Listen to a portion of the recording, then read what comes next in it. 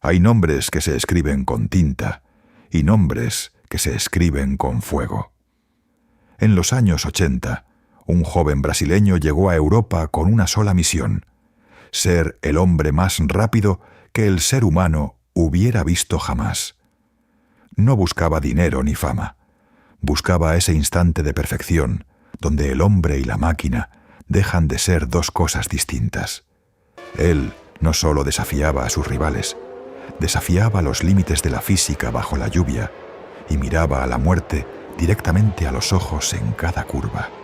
Prepárate, porque hoy vas a conocer la evolución técnica y mental del piloto que fusionó su propio pulso con las revoluciones del motor. Esta es la historia de Ayrton Senna.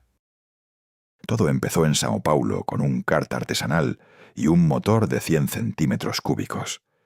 Tras ser humillado bajo la lluvia en su debut, Ayrton tomó una decisión que definiría su leyenda. Cada vez que las nubes se cerraban sobre Interlagos, él salía a pista. Rodaba horas solo bajo el diluvio, buscando el límite del agarre, donde otros solo veían caos. Allí desarrolló su frialdad y esa agresividad que lo marcarían en el futuro. La capacidad de procesar datos a 200 kilómetros por hora mientras el coche bailaba sobre el agua. En 1981 saltó a Inglaterra, dominando la Fórmula Ford. Pero fue en la Fórmula 3, con el RALT RT3, donde el mundo supo que no era humano. Este coche, de apenas 160 caballos, requería una precisión absoluta. Los mecánicos estaban aterrados. Ayrton les decía exactamente cuánto aire sobraba en un neumático, solo por cómo vibraba el chasis en las curvas rápidas. Ganó las primeras 9 carreras de la temporada de forma consecutiva. No conducía. Realizaba una cirugía sobre el asfalto. Su entrada en la Fórmula 1 fue con el Toleman Hart, un coche de baja tabla, pesado y poco fiable.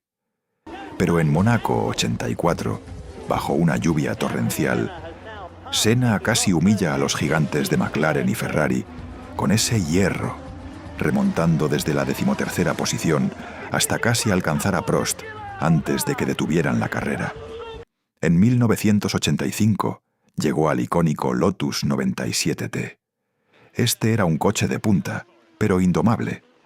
Su motor, Renault V6 Turbo, entregaba de normal unos 800 caballos de fuerza en carrera. Pero los sábados, cuando alteraban los mapas de motor y subían la presión del turbo al límite para dar una sola vuelta salvaje, la bestia despertaba entregando más de 1000 caballos. Tenía un estruendo que recordaba a un avión de combate, un sonido tan abrumador que desafiaba a los grandes de la Fórmula 1. Senna inventó una técnica única para compensar el hecho de no tener el coche más rápido. Daba golpes de acelerador constantes en mitad de la curva para que el turbo no perdiera presión, el famoso turbo lag.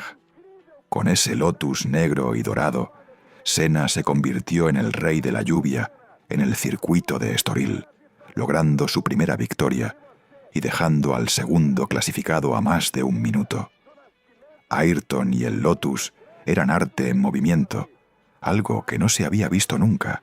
Parecía que Ayrton iba sobre raíles. 1988 fue el año de la perfección. Senna se sube al McLaren MP4/4, el coche más dominante de la historia. Un chasis bajísimo y un motor Honda V6 Turbo que rugía y mordía los vértices de las curvas con una precisión quirúrgica. Ganaron 15 de 16 carreras. Senna no solo lo conducía, pasó meses en Japón con los ingenieros de Honda mapeando el motor para que respondiera a su instinto. Fue el año de su primer mundial, sellado con una remontada histórica en Suzuka. Pero el verdadero milagro ocurrió en Brasil, 1991. Con el motor Honda V12 del MP4/6 girando a 14.000 revoluciones, su caja de cambios colapsó. El coche empezó a perder la 4ª marcha, luego la 5ª y la 3ª, hasta bloquearse por completo en sexta. En un circuito de curvas cerradas, pilotar en sexta es técnicamente imposible. Y sí, lo era, pero no para él. Senna ganó por pura voluntad, luchando contra un coche que quería calarse en cada frenada, controlando el acelerador al milímetro para no perder el agarre ni destrozar la tracción en mitad de las curvas. Al cruzar la meta, sus músculos colapsaron por el esfuerzo. Tuvo que ser sacado del coche porque no podía ni levantar el trofeo. Había vencido a la lógica. Él no era alguien normal, y lo volvía a demostrar otra vez. En 1994, buscando recuperar el trono frente a los nuevos coches electrónicos, Ayrton Senna ficha por Williams. El coche, con motor Renault V10, era el más rápido de la parrilla, pero tras la prohibición de las ayudas electrónicas, se había vuelto una bestia inestable. Conducirlo era como jugar a la ruleta rusa cada vez que pisabas el acelerador saliendo de una curva. Senna estaba inquieto. El habitáculo era tan estrecho que se golpeaba los nudillos al girar, y la columna de dirección no le daba el feeling que necesitaba. Desesperado por una solución rápida, el equipo realizó una modificación improvisada en el propio circuito. Cortaron el tubo de acero original, insertaron una barra más fina en medio para alargarla y soldaron las piezas. Sin saberlo, crearon un punto de debilidad extrema. El domingo 1 de mayo en Imola, el aire se sentía pesado tras la muerte de Ratzenberger el día anterior. Senna sabía que no tenía que correr ese día. Algo en él se lo decía a gritos, y aún así, lo hizo. En la séptima vuelta, a 309 kilómetros por hora, la columna de dirección se rompió por completo en la curva de Tamburello. La deficiente soldadura no resistió las brutales vibraciones del coche, ni el estrés al que estaban sometidos los materiales. Con el volante suelto en sus manos, Senna se convirtió en un pasajero a toda velocidad.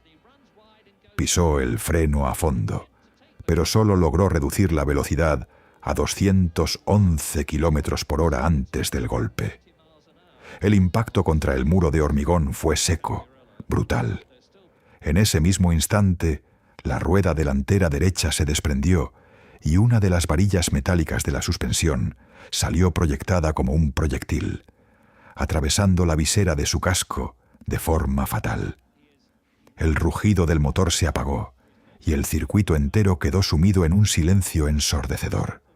El tiempo se detuvo. Todo el mundo se temía lo peor. A las 6:40 de la tarde, pocas horas después del accidente, se hizo pública la noticia mundialmente. Senna había fallecido en el hospital, aunque legalmente su muerte cerebral ocurrió en el milisegundo del impacto. Aquello dejó a un país entero y a todos los amantes del motor en un shock profundo. Se había ido una de las máximas leyendas de la Fórmula 1, pero nació un mito eterno, con un legado que cambió la seguridad del deporte para siempre. Ayrton Senna no murió en Imola, se quedó en cada curva donde alguien busca el límite y en cada motor que ruge a fondo. Nos dejó sus máquinas, su mística y una lección, que la pasión es el único motor que nunca deja de girar.